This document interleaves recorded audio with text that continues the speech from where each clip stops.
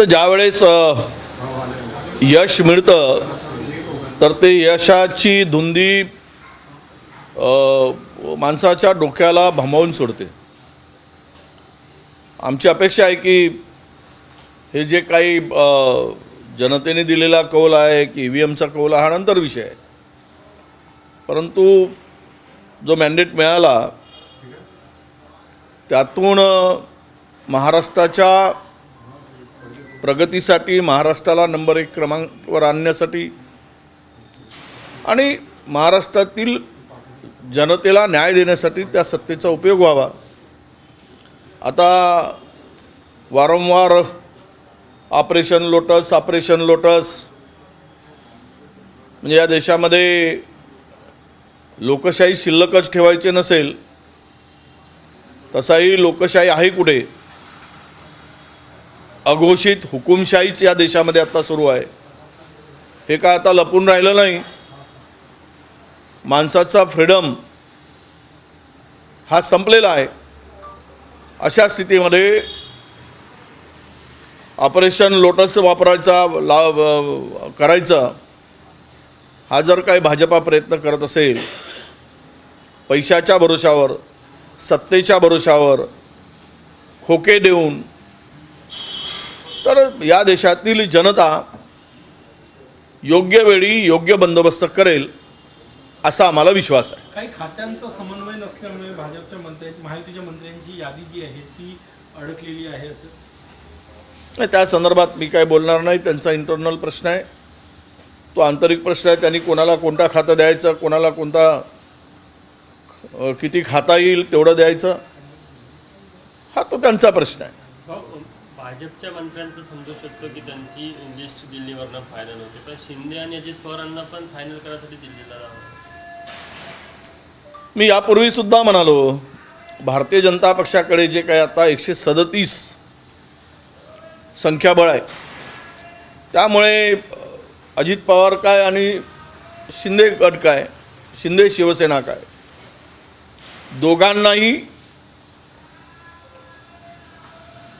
दिल्लीच्या हायकमांडवरच विसंबून राहावं लागेल, त्यांच्या भरोशावर राहावं लागेल. त्यांच्या आदेशाशिवाय यांचा पत्तासुद्धा हलणार नाही. म्हणजे फांदी हलवायचं सोडाच, पानसुद्धा हलणार नाही. एवढी कोंडी या निकालाने या दोघांची केलेली आहे. यांना वारंवार दयेचा अर्ज करून जेवढं मिळवता येईल तेवढं ते मिळवण्याचा प्रयत्न करावा लागेल. देगा तो भी भला, ना देगा तो भी भला असं म्हणून गपचूप राहावं लागेल, अशी अवस्था यांची आहे. हो, विरोधी पक्ष नेतेपदासाठी अद्यापही अर्ज जो आहे तो महाविकास आघाडीकडनं गेलेला नाही आणि 18 दिवस होऊनही काँग्रेसला गटनेताही निवडता आलेला नाही. नाही, आम्ही गटनेता निवडायचा आमचा प्रस्ताव दिल्लीकडे गेलेला आहे. आमच्या नेत्यांना आता तो दिल्लीमध्ये हायकमांड निर्णय घेणार आहेत. आमचं बोलणं झालेलं आहे. राहिला विषय विरोधी पक्षनेत्याचा, या अधिवेशनामध्ये आमची एकत्र बैठक होईल आणि चर्चा करून आम्ही ते नाव देऊ. पण भारतीय जनता पक्षाची तयारी आहे का, ते देण्यासाठी तयार आहेत का? विरोधी पक्षनेतेपद देवेंद्रजी तयार आहेत का, हे पहिले त्यांना विचारू आणि मग नाव देऊ. पूर्वीच नाव देऊन उपयोग काय? संख्याबळ नाही आहे. आम्ही नाव द्यायचं आणि त्यांनी ते करायचं नाही, तोंडघशी पाडायचं. यापेक्षा त्यांना विचारू, मुख्यमंत्र्यांना, तुम्ही देणार असाल तर आम्ही नाव देतो, नाही देणार असाल तर नाव देणार नाही. काल मुख्यमंत्री आणि अडाणींची भेट झाली. आता सरकारच महाराष्ट्र असेल की देशातला, हे तुम्ही पुष्पा पिक्चर पाहिलाय? पुष्पा 2 तर पुष्पा 2नी सरकार आणायचं कसं, ते सरकार पुष्पा 2नी आणलेलं आहे. तर महाराष्ट्राचा पुष्पा 2 कोण किंवा देशाचा पुष्पा 2 कोण हे मला सांगायची गरज नाही.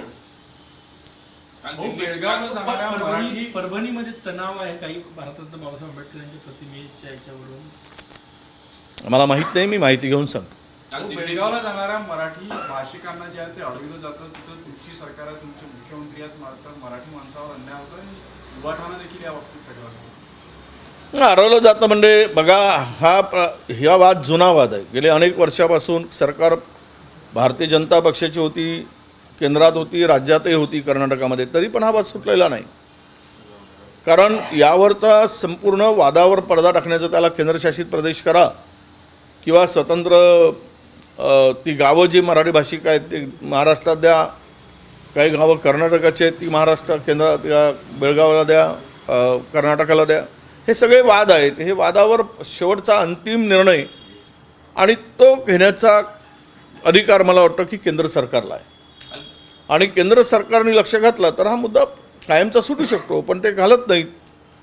कोणतीही सरकारं महाराष्ट्रामध्ये राज्यामध्ये आपल्या कर्नाटकामध्ये आलेली ज्या वेळेस एकाच पक्षाची सरकार होती त्याही वेळेस हा मुद्दा सुटलेला नाही.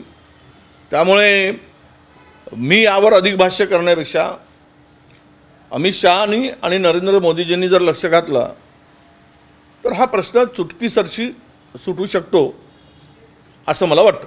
काल शरद पवार आणि केजरीवाल यांची बैठक सुद्धा झाली. ईव्हीएम संदर्भात एक याचिका सुद्धा टाकली जाणार आहे.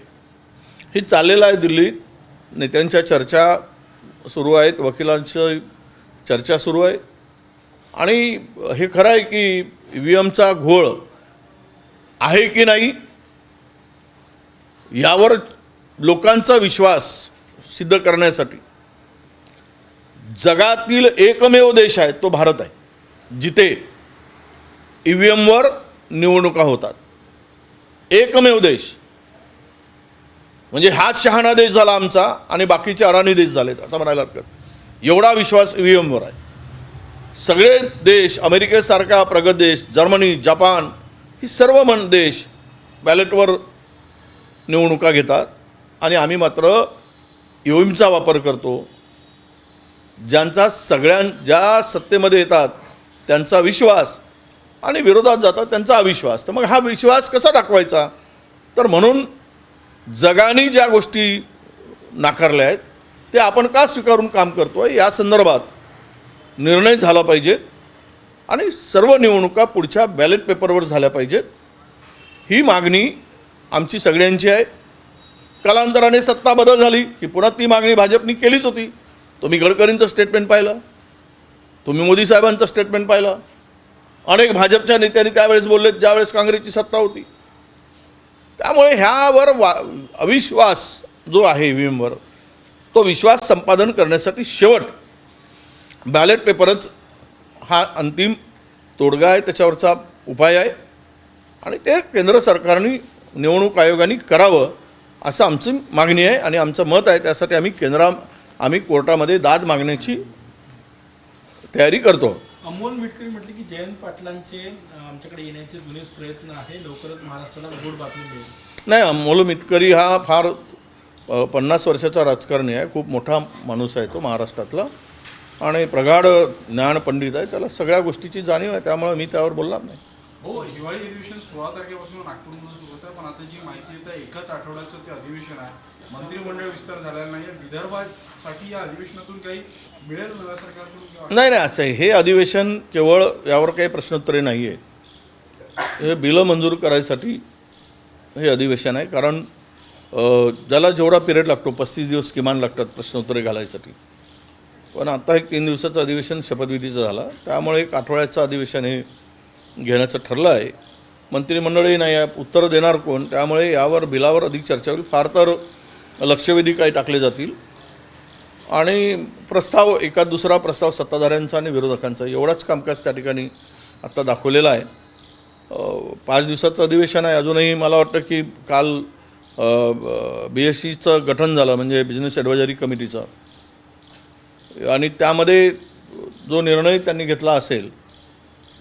पण माझ्या माहितीप्रमाणे आम्ही अधिवेशन किमान नागपुरातलं 10 दिवसाचं तरी असावं अशी आमची मागणी आहे आणि त्या आम्ही मुख्यमंत्री आणि उपमुख्यमंत्र्यांच्या आणि सरकारच्या कानावर ही बाब पोचवू. कल मुख्यमंत्री और अडानी की मुलाकात हुई है, कैसे देखते हैं इस मुलाकात? नहीं, मैंने बोल दिया कि अदानी ये हिंदुस्तान का पुष्पा है, सरकारें बनाता है, सरकारें उतारने की क्षमता रखने वाला अभी कोई है तो वो अदानी है। इसलिए उनके मर्जी के सिवा ना सरकारें चल सकती, ना सरकारें बन सकती है। तो उसकी ज़रूरत है, यह कल के मुलाकात से सिद्ध हुआ है। इंडिया अलायंस के शीर्ष नेता को बदलने की कहीं ना कहीं बातें चल रही है, लालू प्रसाद हो या फिर संजय राउत हो, इन्होंने भी कहा है कि दूसरे नेता पे चर्चा हो सकती नहीं, होने दो ना। देखिए, ऐसा है कि ये कोई इंडिया आघाड़ी बनी है, ये 25-26 पार्टियां मिलकर बनी है।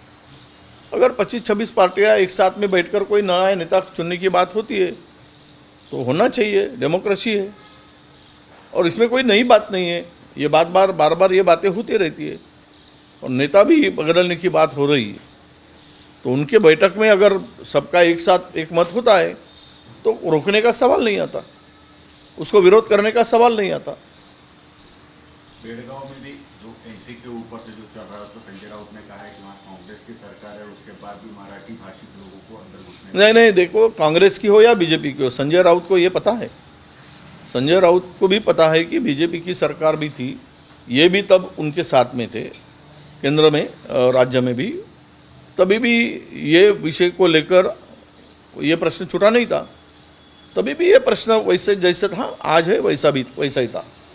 उस वक्त अगर ये मराठी भाषिक जो गांव है उनको अगर विलीनीकरण की बात होती महाराष्ट्र में या उनके ऊपर कुछ रास्ता निकलता तो केंद्र सरकार और राज्य दोनों सरकारें भाजपा की थी, कर्नाटका की भी थी, महाराष्ट्र की भी थी और दिल्ली की भी सरकार थी, तब यह रास्ता निकल सकता था। तब क्यों नहीं निकला? अब ये नए बातें आकर इसमें कोई रास्ता दोनों स्टेट मिलकर एक साथ बैठकर नहीं कर सकते। केंद्र सरकार ने ध्यान देकर, सेंट्रल गवर्नमेंट अगर देती है तो ये इसमें कुछ रास्ता निकल सकता है और उन्होंने ध्यान देना चाहिए, ऐसी हमारी मांग है।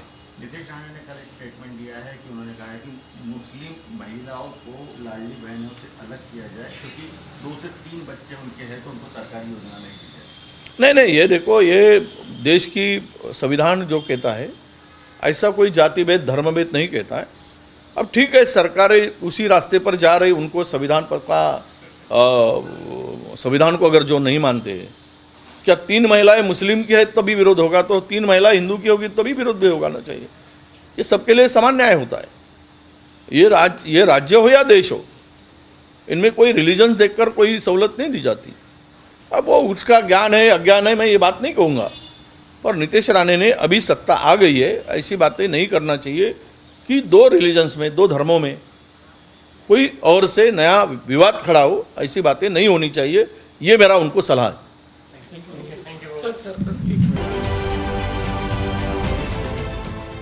देश विदेशातील प्रत्येक घडामोडींचे लाईव्ह अपडेट मिळवण्यासाठी आता साम टीव्हीच्या सर्व सोशल मीडिया प्लॅटफॉर्मला लाईक, फॉलो आणि सबस्क्राईब करा। तसंच सर्व नोटिफिकेशनसाठी बेल आयकॉन प्रेस करायला विसरू नका।